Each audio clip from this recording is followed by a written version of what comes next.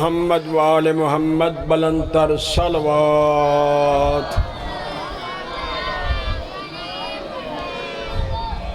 اس مجلس عزا کی قبولیت کے لیے ایک دفعہ پھر بلند تر صلوات۔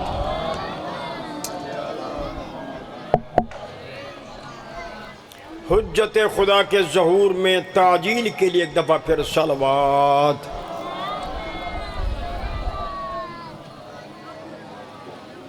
اعوذ باللہ من الشیطان الرجیم، بسم اللہ الرحمن الرحیم۔ الحمدللہ وصلوات علی رسول اللہ ولعنۃ اللہ علی اعداء اللہ من یوم ھذا الی یوم الدین۔ رب اشرح لی صدری ویسر لی امری واحلل عقدۃ من لسانی یفقهوا قولی۔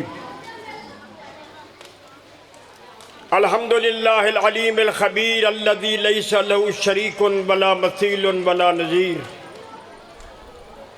الذی لا ند له ولا حد له ولا مثل له ولا مثیل له وهو السمیع البصیر۔ والصلاة والسلام على العبد المؤید الرسول المسدد المصطفى الامجد المحمود الاحمد، سید الثقلین و نبی الحرمین و امام القبلتین و وسیلتنا فی الدارین و جد الحسن والحسین صلوات۔ سیدنا و سندنا و حبیبنا و طبیب قلوبنا و شفیع ذنوبنا ابی القاسم محمد سید الانبیاء والمرسلین، لا سیما علی سید المطہر والامام المظفر والشجاع الغضنفر ربی شبیر وشبر قاسم طوبہ وسقر، الانزع البطین الاشرف المکین الاشجع المتین الناصر المعین، الوالی الولی السید الرضی الحاکم بالنص الجلی المدفون بالغری، اسد اللہ الغالب غالب علی کل غالب و مطلوب کل طالب، امام المشارق والمغارب الذی حبہ فرض علی الحاضر والغائب، اعنی مولانا علی ابن ابی طالب امیر المؤمنین صلوات۔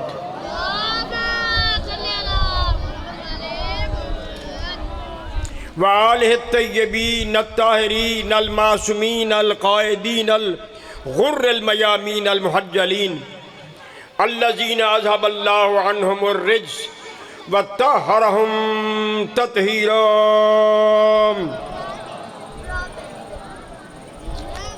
ولعنۃ اللہ علی اعدائہم ملعونین من یوم عداوتہم الی یوم الدین۔ رب اشرح لی صدری ویسر لی امری واحلل عقدۃ من لسانی یفقهوا قولی۔ اما بعد فقد قال اللہ سبحانہ وتعالی فی کتاب الحمید وفرقان المجید وقولہ الحق واصدق القائلین۔ بسم اللہ الرحمن الرحیم۔ ان الدین عند اللہ الاسلام صلوات۔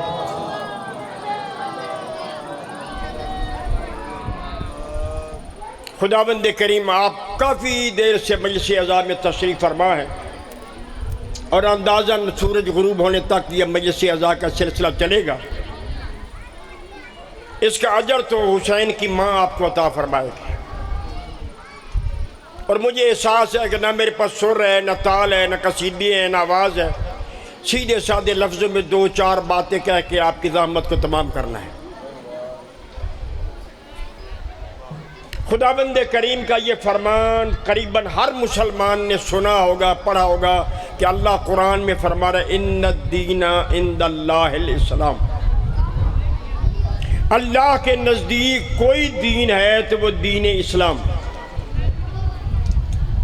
اللہ نے فقط اور فقط ایک ہی دین بنایا ہے جس دین کا نام اسلام۔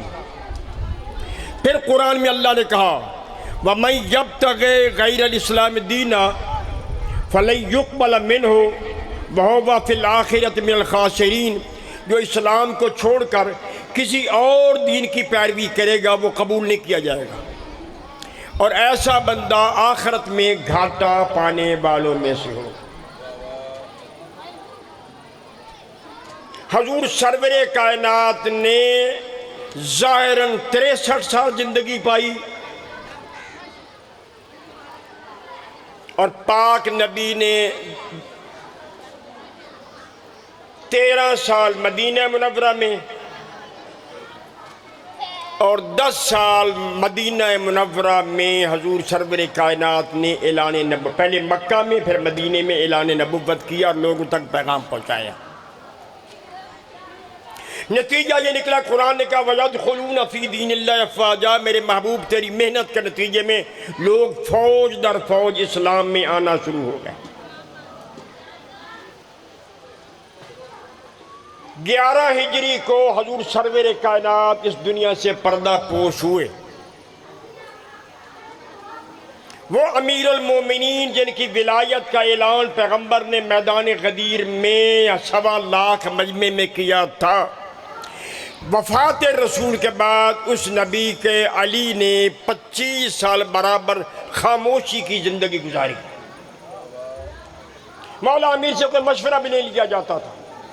ہاں جب کبھی اسلام پہ وقت آتا تھا نبی مولا کا یہ علی مشکل کشائی کر کے مشکلیں حل کرتے تھے۔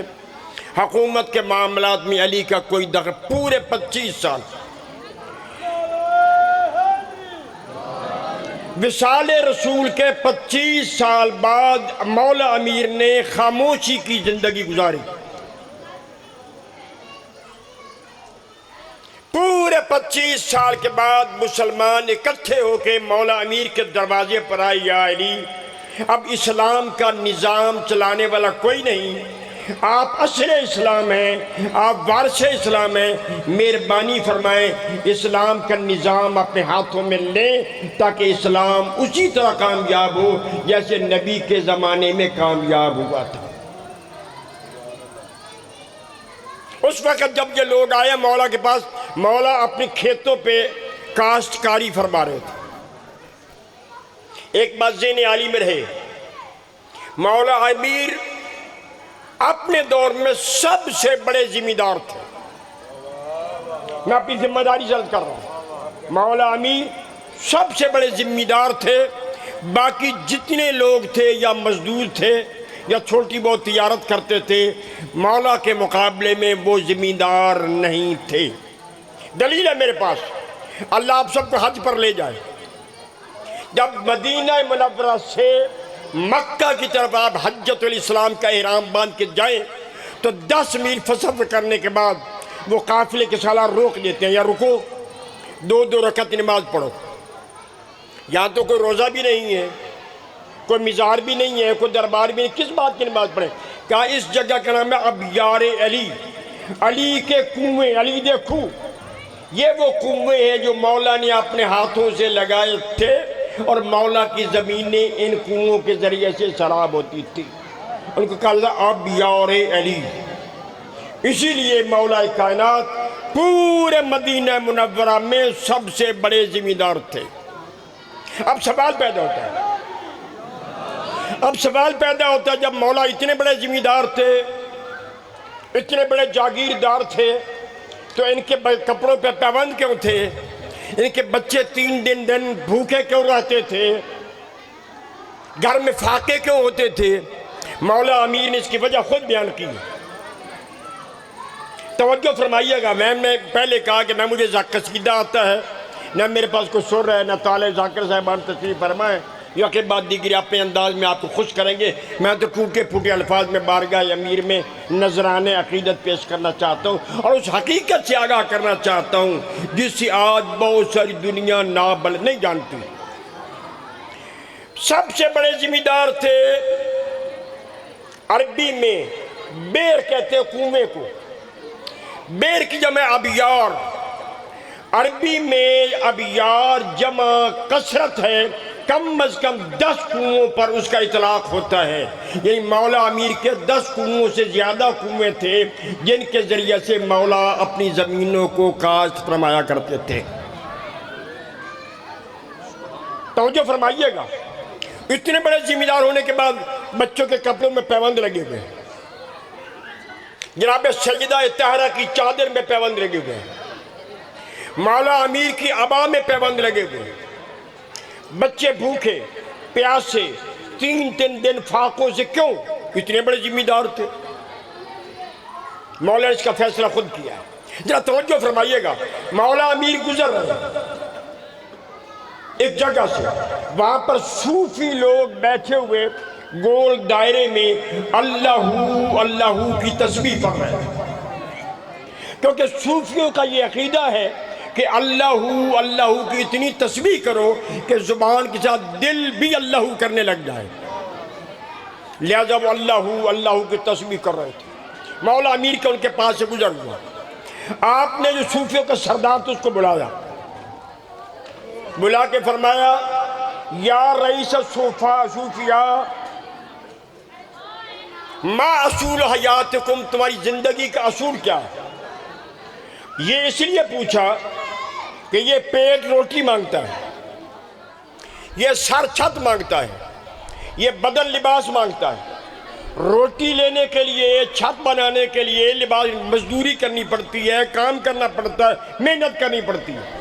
محنت تم نہیں کرتے، دن رات اللہ اللہ کی تسبیح کرتے ہو، نہ تم مزدوری کرتے ہو، نہ نوکری کرتے ہو، نہ کوئی کاروبار کرتے ہو، تو یہ زندگی تم کیسے گزارتے ہو؟ صوفیوں کے سردار پر میرے مولا نے یہ سوال فرمایا۔ اس نے جواباً کہا یا علی اصول حیاتنا اذا وجدنا اکلنا اذا فقدنا صبرنا، یا علی ہماری زندگی کا اصول یہ ہے کہ ہمیں مل جائے تو کھا لیتے ہیں، نہ ملے تو صبر کرتے ہیں۔ ہم شور نہیں کرتے، باویلا نہیں کرتے، لوگوں کے سامنے ہاتھ نہیں، صوفی کہہ رہا ہے لوگوں کے سامنے ہاتھ نہیں پھیلاتے، مل جائے تو کھاتے ہیں، نہ ملے تو صبر کرتے ہیں۔ اس نے جواب دیا تو مولا مسکرائے۔ مولا کی مسکراہٹ دیکھ کے صوفیوں کے سردار کہتا ہے یا علی آپ کو ہماری زندگی کا اصول پسند نہیں آیا؟ کتنا اچھا اصول ہے، مل جائے تو کھا لیتے ہیں، نہ ملے تو صبر کرتے ہیں۔ مولا امیر نے فرمایا تمہاری زندگی کا اصول علی جیسے مشکل کشا کو کیسے پسند آئے؟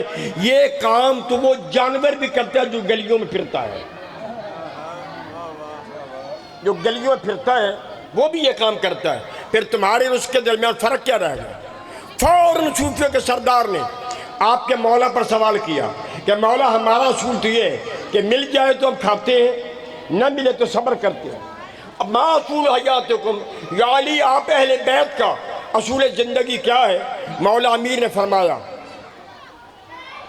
ہمارا اصول زندگی یہ ہے اذا فقدنا شکرنا اذا وجدنا اثرنا۔ سن لو ہماری زندگی کا اصول، جب ہمارے پاس کچھ نہ ہو تو ہم اللہ کا شکریہ ادا کرتے ہیں، جب مل جائے تو مخلوق خدا میں تقسیم کر دیتے ہیں۔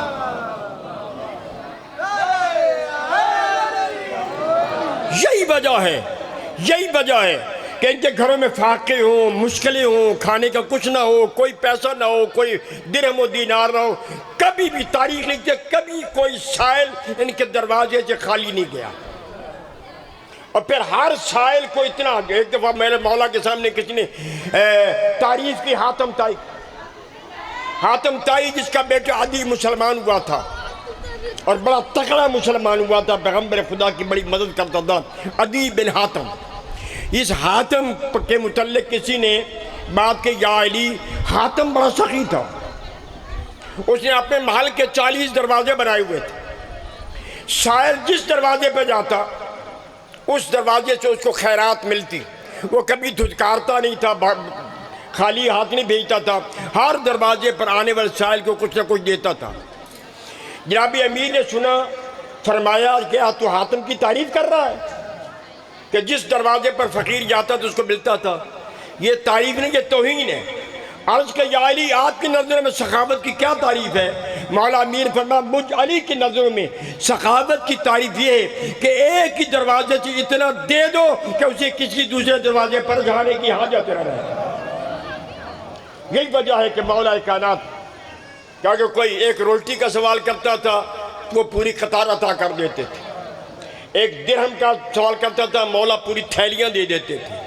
یہی وجہ ہے کہ پیغمبر خدا کو نے اپنے بعد اس اسلام کا وارث علی ابن ابی طالب کو بنایا کہ جو پیغمبر خدا کے بعد اس اسلام کی پوری باغڈور اپنے ہاتھ میں لینے والے تھے۔ آئے مسلمان،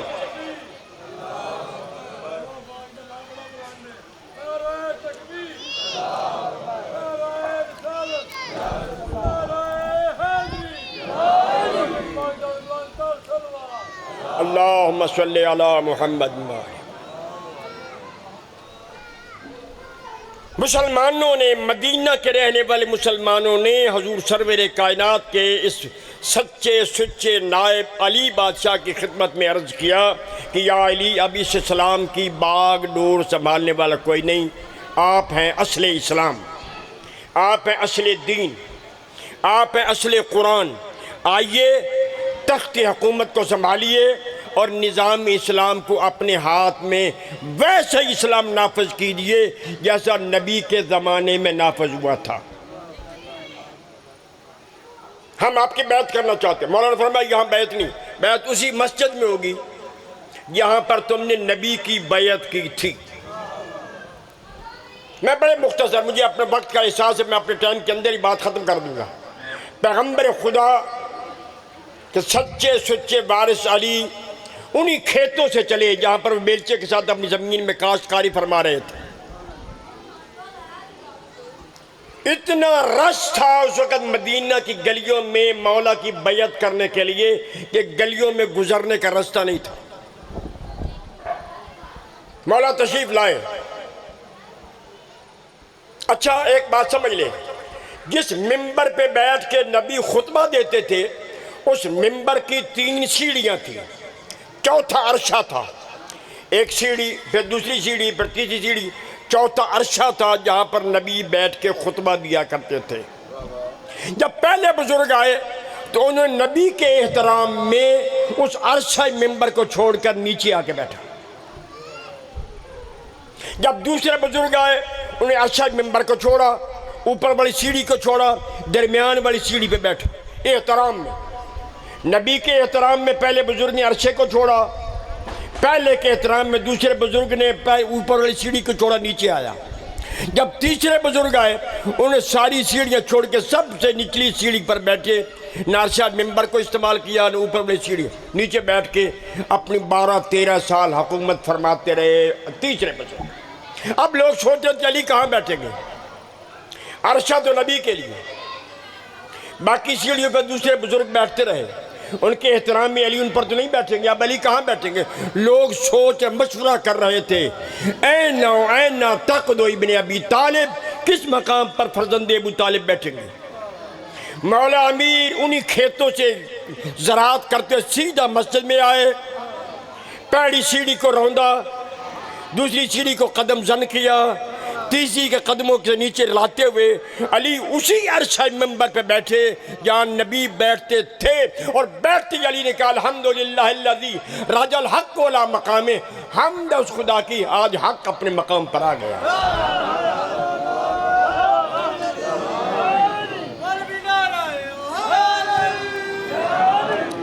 حمد اس اللہ کی کہ جس نے قوت دی، آج حق اپنے مقام پر آ گیا۔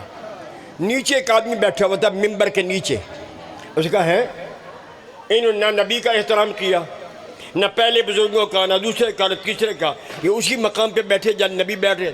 اس نے نیچے بیٹھ کر بڑ بڑ کی، بعض لوگ کھل کے باتیں کرتے بڑ بڑ کی، مولا کے کانوں میں آواز ہے، فرمایا کھڑا ہو، جو کہنا چاہتا کھل کے کہو۔ آج علی عادل کی حکومت ہے، ظالم کی حکومت نہیں، جو کہنا چاہتے کہو۔ اس کا سرکار میں تو یہی کہہ رہا ہوں کہ آپ نے نہ نبی کا احترام فرمایا، اس ممبر پہ عرشے ممبر پہ بیٹھ گئے، پھر دوسروں کا بھی احترام نہیں کیا، ہر سیڑھی کو ہم سوچے کہاں بیٹھیں گے، آج پتہ چلا وہیں بیٹھے نبی بیٹھے۔ مولا امیر نے بڑا عجیب جملہ فرمایا، وہ اعتراض کرنے والے، ھذا الخشب، یہ تو لکڑی کا ممبر ہے، علی کے قدم تو وہ جو نبی کے دوست پہ بلند ہوتے رہے، یہ قدم تو دوش محمد پہ بلند ہوتے ہیں، لکڑی کا ممبر، تو اس کی کیا حیثیت ہے۔ الان جا الحق علی مقامی، آج حق اپنے مقام پر آ گیا۔ مولا کی حکومت شروع ہوئی۔ مولا نے اپنی حکومت کے پہلے دن بڑا لمبا چوڑا خطبہ دیا۔ وہ خطبہ دینے کا پڑھنے کا ٹائم نہیں ہے، وقت ہوتا تو میں 2-4 باتیں عرض کرتا۔ خطبہ دینے کے بعد نماز ظہر کا وقت ہوا اور مولا امیر نے ظاہری خلافت میں پہلی نماز ظہر پڑھائی مسجد نبوی میں۔ مسجد نبوی نے پاک نبی ماک علی نے ظہر کی نماز پڑھائی۔ جب نماز ختم ہوئی، آج بھی ہمارا یہ اصول ہے، جب ہم نماز ختم کرتے ہیں اللہ اکبر اللہ اکبر اللہ اکبر کہتے ہیں تو ہم آپس میں مصافحہ بھی کرتے ہیں، درود بھی پڑھتے ہیں۔ ہمیں مولا امیر ادھر میری طرف توجہ کریں، وہ آپ گئی تشریف لے آئیں گے، آپ کے ذاکر صاحب آپ کو سماعت فرمائیں گے، میں تو بھی گیا۔ ہمارا طریقہ یہ ہم نماز پڑھتے ہیں ختم کرتے ہیں جماعت میں تو درود بھی پڑھتے ہیں، ایک دائیں بائیں مصافحہ بھی کرتے ہیں۔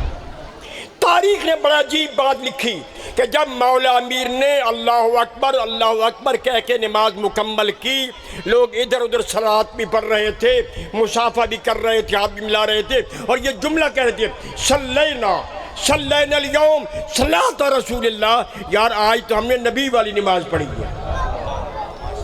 لوگ یہ کہے آج ہم نے نبی والی نماز پڑھی ہے، ان کا یہ جملہ بتلاتا ہے کہ نبی کے نماز پڑھانے کا انداز اور تھا، درمیان میں 25 سال پڑھانے والوں کا انداز اور تھا۔ دوسرا یہ مسئلہ بھی حل ہو گیا، اگر علی نے کسی کے پیچھے نماز پڑھی ہوتی تو لوگ کہہ سکتے سرکار کل تو اس طرح پڑھتے رہے، آج یہ نیا طریقہ کہاں تھا ہے؟ مولا امیر کا اسی طریقے پہ نماز پڑھنا جیسے علی اور نبی پڑھتے تھے، اس بات کی دلیل بنتی ہے علی نہ کسی غیر کے پیچھے نماز پڑھ سکتے تھے نہ علی نے نماز پڑھی۔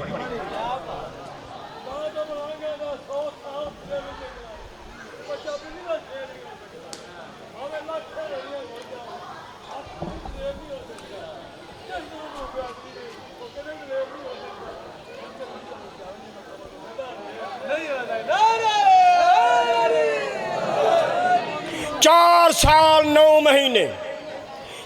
سال 9 مہینے آپ کے میرے آقا علی نے حکومت کیا ظاہراً، 4.5 سال۔ میری آخری بات ہے، میں ختم، مجھے سب پتہ چل گیا میرا ٹائم ختم ہو رہا ہے۔ 4 سال قریباً 9 مہینے میرے مولا نے تخت کی حکومت پر اسلام کی باغ ڈور اپنے ہاتھ میں سنبھالے رکھے۔ کتنی بڑی حکومت تھی، خطہ شام کو چھوڑ دو، شام والا باغی ہو گیا تھا، اس نے نہ مولا امیر کی بیعت کی بلکہ بیعت کرنے کے بجائے مولا سے جنگیں کی، لڑائیاں کرتا رہا۔ خطہ شام کو چھوڑ کر پورا عرب، جہاں جہاں بھی عربی زبان بولی جاتی تھی وہاں میری مولا کی حکومت کا جھنڈا لہرا رہا تھا۔ میں پوری ذمہ داری سے کہہ رہا ہوں، آپ کے اس پاکستان میں ملتان تک مولا کے نمائندے موجود تھے، اس ملتان شہر تک مولا علی کی حکومت تھی، ترکی میں مقام فاطمیہ تک میرے مولا کی حکومت تھی، اٹلی میں میرے مولا کی حکومت تھی، اردن میں اور حبشہ کے علاقے میں، افریقہ کے بہت سارے خطوں میں میرے مولا کی حکومت تھی۔ اور اس وقت ذرائع آمد و رفت اتنے نہیں تھے جتنے آج ہیں۔ آج تو آپ یہاں حسین گنج میں بیٹھ کر چاہے امریکہ سے بات کریں، چاہے اس انگلینڈ میں بات کریں، چاہے اٹلی میں بات کریں، آج تو اتنا دور آسان ہو گیا ہے کہ جہاں جی چاہتا بات بھی کرتے ہیں، وہ شکل بھی دیکھتے ہیں، سارے معاملات۔ اس زمانے میں یہ چیزیں نہیں تھیں، صرف 4 ذرائع تھے، پیدل، گھوڑوں پر، اونٹوں پر، گدھوں یا خچروں پر لوگ سفر کرتے تھے۔ بھئی یہ 4 ذریعے تھے سفر کرنے کے، یہ ذرائع نہیں تھے جو آج ہیں۔ آج تو تیز ترین رفتار والی گاڑیاں ہیں، جہازوں پہ، جہازوں سے بھی آگے کنکرٹ پر ایجاد ہو گئے ہیں، لوگ ان پر سفر کرتے ہیں جن کی رفتار آواز سے بھی زیادہ تیز ہے۔ آج تو دنیا بڑی ترقی کر چکی ہے، اس زمانے میں یہ چیزیں نہیں تھیں۔ او خطہ عرب، مولا نے اپنا حکومت کا تخت مدینہ کو چھوڑ کر کوفہ کو بنایا تھا۔ کیوں بنایا تھا اس کی وجوہات پھر میں عرض کروں گا۔ مولا کائنات نے مدینہ منورہ کو چھوڑ کر کوفہ کو پایہ تخت بنایا تھا، اسلام کا کیپیٹل کوفہ رہا تھا مولا کے دائرے حکومت میں۔ میں نے پھر عرض کروں، 4 سال 9 مہینے علی نے حکومت فرمائی، اتنا وسیع علاقہ تھا میری مولا کی حکومت کا۔ حجاز سے لے کر ملتان تک، حجاز سے لے کر افریقہ تک، حجاز سے لے کر اٹلی تک، حجاز سے لے کر ترکی تک، ان تمام ملکوں میں میرے مولا کی حکومت کا جھنڈا لہراتا تھا۔ آپ کے پاکستان میں آج بھی حیدرآباد کے علاقے میں وہ مقام کنواں موجود ہے جہاں مولا کے قدموں کے نشان ہیں۔ جائیے جا کے زیارت کیجئے۔ مولا یہاں تشریف لائے تھے، باقاعدہ نماز پڑھی تھی، اور اس غریب آدمی کی مدد کے لیے مولا نے کنویں سے پانی بھی نکالا تھا۔ اتنا وسیع خطہ تھا مولا کی حکومت۔ یہ زحمت اس لیے دے رہا تھا کہ آپ توجہ فرمائیں میرے اس جملے پر۔ 2 سال حکومت کرنے کے بعد، نماز عشاء کے بعد، علی مسجد کوفہ کے سین میں کھڑے ہوئے، اللہ کی طرف ہاتھ بلند کیے، میرے اللہ گواہ رہنا، علی کی پوری حکومت میں نہ کوئی بھوکا سوتا ہے، نہ کوئی بے لباس رہتا ہے، نہ کوئی بے مکان رہتا ہے۔ مولا نے اعلان کیا میری پوری حکومت میں کوئی بھوکا نہیں سوتا، میری پوری حکومت میں کوئی بندہ بے مکان نہیں ہے، میری پوری حکومت میں کوئی بے گھر نہیں ہے۔ آج برطانیہ کی ملکہ ایلزبتھ سیکنڈ کے بعد اب تو چارلس ہے نا، ان کے یہ بڑا دعویٰ ہے کہ ہمارے ملک میں بے روزگار نوجوانوں کو باقاعدہ بے روزگاری الاؤنس ملتا ہے ادھر برطانیہ میں بے روزگاری الاؤنس دیا جاتا ہے جوانوں کو جن کے پاس کوئی کاروبار نہیں، کوئی نوکری نہیں، کوئی جاب نہیں، کوئی سروس نہیں، تو گورنمنٹ کی طرف سے بے روزگاری الاؤنس ملتا ہے۔ اس بے روزگاری الاؤنس کی ابتدا رکھنے والے مولا امیر المومنین تھے۔ مولا نے یہ بنیاد رکھی تھی کہ جتنے ملت کے نوجوان ہیں ان کے لیے الاؤنس مقرر کرو اور ان کو باقاعدگی کے ساتھ وہ الاؤنس دیا کرو تاکہ یہ معاشرے میں ڈاکو نہ بنے، جیب قطرے نہ بنے، راہزن نہ بنے، بدماش نہ بنے، برے نہ بنے۔ یہ بھی اسلام پر اسی طرح عمل کریں جس طرح باروزگار لوگ اسلام پر عمل کرتے ہیں۔ توجہ فرمائیے، یہ مولا کی حکومت تھی یار، اتنا عادل۔ اور پھر تاریخ نے لکھا ہے جتنے بادشاہ قتل ہوئے، دنیا کے بہت سارے بادشاہ بادشاہی کرتے ہوئے مارے گئے ہیں، تمہارے ملک میں بھی کچھ مارے گئے ہیں۔ بہت سارے ایسے بادشاہ، وزیر اعظم، پرائم منسٹر قتل ہوئے ہیں حکومت کرتے ہوئے۔ تاریخ لکھا کہ یہ مارے گئے اپنے ظلم کی وجہ سے، کیونکہ یہ پبلک پر ظلم کرتے تھے، لوگوں کے حقوق چھینتے تھے، زیادتیں کرتے تھے، پبلک نے بھڑک کر ان پر حملہ کر دیا، قتل کر دیا۔ اکثر 99% حکومت کرنے والے قتل ہوئے بے ظلم ہی، اپنے ظلم کی وجہ سے۔ واحد تیرا مولا امیر قتلا بے عدل ہی، علی ظلم کی وجہ سے نہیں ہوئے، علی اپنے عدل کی وجہ سے شہید کیے گئے۔ دعا کرو کوئی بچیاں پردیس میں یتیم نہ ہوں، وہ شہزادیاں جنہوں نے زندگی میں کبھی نانا کی قبر کی زیارت دن کے وقت نہیں کی تھی۔ حالانکہ روضہ رسول اگر اللہ آپ کو لے جائے، دیکھیں گے کہ پاک نبی کے روزے کا سایہ جب ڈھلتا ہے سب سے پہلے سین بطول میں ڈھلتا ہے۔ سیدہ طاہرہ کے گھر میں پاک نبی کے روزے کا سایہ اتنا قریب تھا قبر رسول، لیکن یہ شہزادیاں کبھی بھی دن کے وقت نانا کی قبر پہ نہیں جاتی تھی۔ جب کبھی کہتی بابا دل کرتا ہے بابا نانا کی قبر کی زیارت کریں، نانا کے مزار پہ جانا ہے، مولا امیر فرماتے بیٹی صبر کرو، رات ہونے دو، جب رات کی تاریکی ہوگی نا میں پھر تمہیں خود لے کے جاؤں گا۔ رات ہوتی، اندھیرا چھاتا، مولا امیر آگے آگے چلتے، حسن اور حسین دائیں بائیں چلتے، اور قبر رسول پہ اس پیر میں جناب زینب نانا کی قبر پہ جاتی ہے۔ اور تاریخ لکھا جب کبھی نانا کی قبر کے قریب ہوتی تو علی فرماتے بیٹا حسن رک جا، حسن رک جا۔ حسن کو روکتے، خود آگے بڑھتے، فرماتے بیٹا حسن آگے جاؤ، جا کے نانا کی قبر کا چراغ بجھا دو، یہ جو چراغ جل رہا ہے نانا کا اس کو بجھا دو۔ امام حسن بڑھتے، چراغ بجھا دیتے۔ ایک دن امام حسن مجتبیٰ یا مازنی روایت کرتا ہے، ایک دن امام حسن مجتبیٰ نے کیا بابا میں ساتھ ہوں، بھائی حسین ساتھ ہے، آپ ساتھ ہیں، ہماری بہنوں نے برقعے اوڑھے ہوئے ہیں، بے پردہ نہیں با پردہ ہے، چادریں اڑی ہوئی ہیں، پھر آپ چراغ بجھانے کا کیوں حکم دیتے ہیں؟ بیٹا حسن کو یہ سن کے علی روتے روتے، علی کی یہ پیشانی دیوار سے جا کے لگی، کہا بیٹا حسن، علی کی غیرت گوارہ نہیں کرتی کہ میری بیٹیوں کے سائے پر کسی غیر محرم کی نگاہ پڑ جائے۔ یا علی، اتنا غیور کیا گزری ہوگی جب یہی بیٹیاں کوفہ اور شام کے بازاروں میں آئی ہوں گی اور ظالم کہہ رہے ہیں لوگو حسین کے وارث آ گئے ہیں، باقی کی بہنوں کا تماشا دیکھ لی کہ جمع ہو جاؤ۔ اور مسلمان جمع بھی ہوتے تھے، پتھر بھی مارتے، اور اتنے پتھر مارتے کہ سر سے لے کر پاؤں تک بیویاں لہو لہان ہو جاتی۔ پھر کہتی میرے اللہ شکر ہے تیرا دین تو بچ گیا، ہماری چادریں رہی یا نہ رہی، تیرا اسلام قیامت تک قائم دائم رہا۔ اللہ لعنت اللہ علی القوم الظالمین وسیعلم الذین ظلموا ای منقلب ینقلبون۔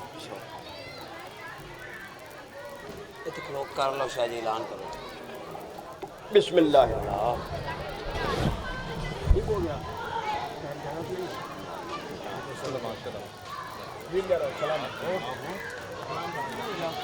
کام ہو گیا۔